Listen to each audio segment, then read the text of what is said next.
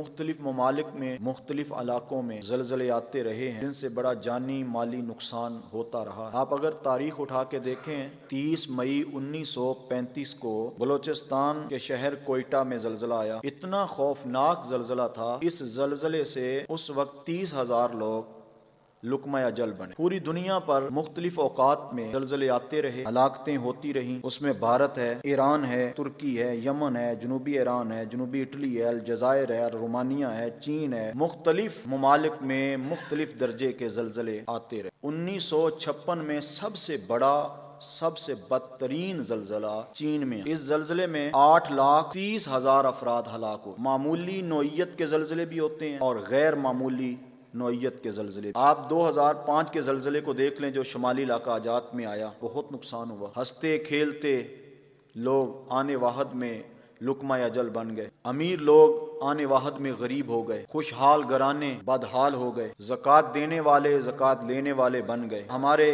دوست ملک ترکی میں مسلمانوں پر ایک قدرتی آفت آئی جس سے ہزاروں لوگ لقمہ اجل بن گئے، ہزاروں لوگ بے گھر ہو گئے، ہزاروں لوگ معذور ہو گئے، ہزاروں لوگ زخمی ہو گئے، کسی کی زندگی بھر کی جمع پونجی ضائع ہو گئی، کسی کے سب گھر والے دنیا سے چلے گئے، ایک بچا، کسی گھر کا ایک گیا، کسی گھر کے 2، کسی کے 4، کسی گھر کا سارا خانوادہ چلا گیا، صرف ایک گھر کا فرد بچا۔ جس شخص کے گھر کے 27 افراد اس کی آنکھوں کے سامنے دیکھتے ہوئے لقمہ اجل بن جائیں، اس کا کیا جینا یار۔ جس کی آنکھوں کے سامنے اس کا جوان بیٹا دم توڑ رہا ہو مگر انسان بے بس ہو، بچے کو بچا نہ سکتا ہو، بیٹے کو بچا نہ سکتا ہو، اس بوڑھے باپ کی زندگی کتنی اذیت ناک ہو، کتنی پریشان حال زندگی گزرے گی اس کی۔